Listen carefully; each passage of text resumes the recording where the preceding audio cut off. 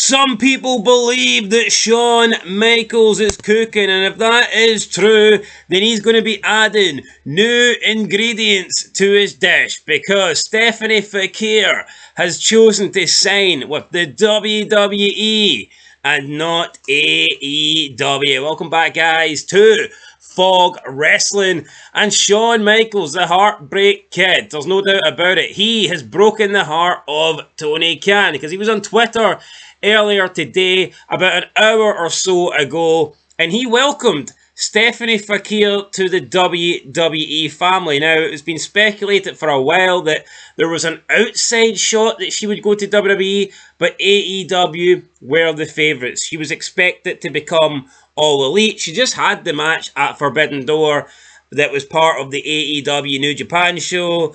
And Tony Khan wanted her. Mercedes Moné was reportedly saying she was going into that match to make Stephanie Vaquer a star in AEW. And now Stephanie Vaquer has decided that she wants to go in WWE instead. Now, Michaels tweeted out, "Welcome to the family at Stephanie Vaquer. See you in Orlando." That would tell me that she's starting off in NXT. That would absolutely tell me the exact same thing. Tony Khan, he fumbled her. He doesn't fumble his coke, but it looks like he's fumbled Stephanie Vaquer. Big time here.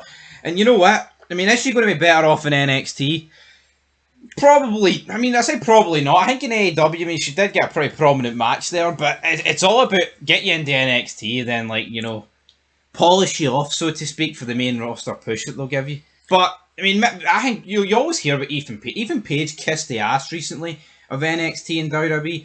Is it just a fact that AEW is run like a fucking clown show and that people just prefer WWE setup? I think that might be what it just is. Even people prefer to go to the development brand than be an AEW, so that's a bad sign for AEW. Don't really know much about Stephanie Vaquer, but if she's really as good as people make her out to be, then why doesn't she go straight to either Raw or SmackDown? Same thing with that Brazilian, I believe she's Brazilian, or like she's half Brazilian, half Japanese, Giulia. Yeah, she's signed with WWE and she's going to be starting off in NXT as well. I mean, I don't get it. The only person that has come in and hasn't, like, obviously with the Bloodline, they've been bringing in these Samoans, right? But before that, the only person that came in and didn't start in NXT was AJ Styles. I personally think it would have been a slap in the face to Alan Jones if you said you need to start in development after everything that guy had accomplished in wrestling up to that point. But it's kind of strange that we see guys coming in, guys like Bobby Roode, guys like Samoa Joe, people that have done stuff, and they're getting sent to NXT. We have two women here that are highly rated outside of the two main companies. I'd say Stephanie Vaquer and Giulia are the ones that people talk about the most. Yet they're having to start in development. And we see on SmackDown, you've got these Bloodline people coming in, and they absolutely fucking suck. The guy can't even perform a low blow correctly. Now, I get it. They need to go on SmackDown, I guess, to be in the Bloodline feud. If they're in NXT, then there's no point in them being there because they're Samoan and they need to be with Solo. But it is a bit strange how WWE just decide, nah, you're starting in NXT regardless of what you've accomplished outside of wrestling or outside of World Wrestling Entertainment. Yeah, I think there's a few people over the years that should have just went straight into the main roster. AJ Styles, Alan Jones, you know, the gay community, whatever you want to call him, right? He absolutely deserved to go straight to the main roster. So I think there's other people as so well. Did Joe. Bobby Roode as well. I mean, you've got guys... I've literally just mentioned those two. If you want to mention any other ones. No, that's what I'm saying, though. James Storm, he wanted to go and they wanted to keep him in NXT for like a year or two, and it's like, is James Storm not... How can James Storm not be good enough to go on the main roster? Yeah, but... And look at half the people on the main roster? Yeah, but let's look at the climate, though, right? 10 years ago, when those guys were, like, champions in TNA was... Alright, maybe 2014 it wasn't great, right? But around that time period, early 2010, TNA was big. TNA was great. It's completely shifted now. I think if you're TNA... I mean, if Moose comes into WWE, he's straight to NXT. There is no fucking shadow of doubt about it. I would accept that, but Moose is nowhere near the level that Samoa Joe and Beer Money were. Yeah, TNA's just, you know, it's completely sunk to the bottom of the sea. It can't die. It's like the Titanic exhibition when they're all out there on the bottom and they just combust it. But TNA doesn't combust. It stays alive. But TNA's like Jack, but he can breathe underwater forever. Aye. You know, TNA's the door. Just floating around. The forbidden door. TNA is not going anywhere, but yeah, CMLL earlier today made an announcement that Stephanie Fakir apparently informed them that she will not be competing in her last scheduled appearance, and I guess that's not very professional, so they apologised for all of that. Mike Johnson noted on Wednesday afternoon earlier today, he says, quote, PWInsider.com has confirmed with a source close to Stephanie Fakir that she has officially signed with WWE just weeks after competing at AEW's Forbidden Door against Mercedes Moné. Fakir had a great performance in that match, with sources close to Moné confirming that she went into that bout seeking to make Fakir. The signing went down within the last week. End of quote. I just find it funny that Mercedes Moné has literally been in the company like, 2 months, and she believes she's going to make people. Has she made... She'll probably take, in some sort of warped way, Mercedes Moné will probably take credit here for Stephanie Fakir signing for WWE.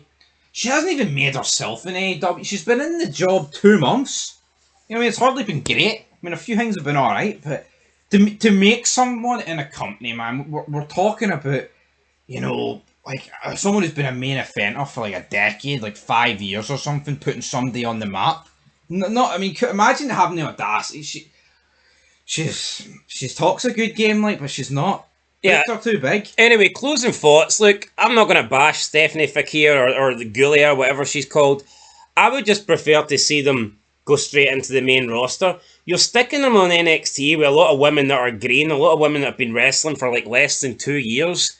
For me, it just doesn't really work. NXT's development, let it stay that way. Let it be the promotion that brings up the youth, and then within a year or two, they get sent to either Raw or SmackDown.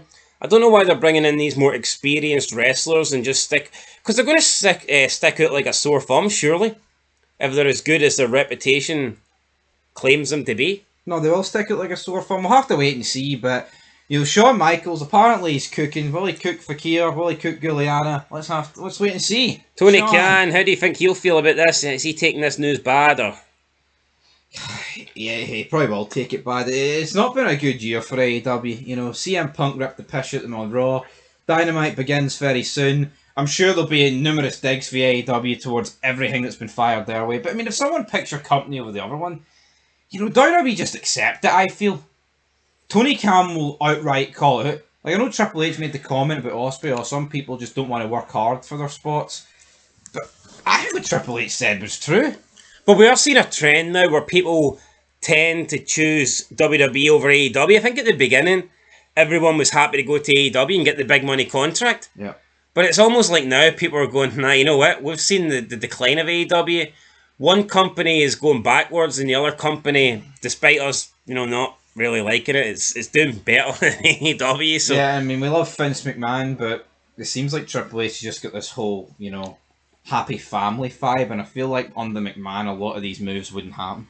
But yeah, if you're a wrestler right now and you're given the choice of WWE and AEW, and you take the money out of the equation, every day of the week you're signing with WWE.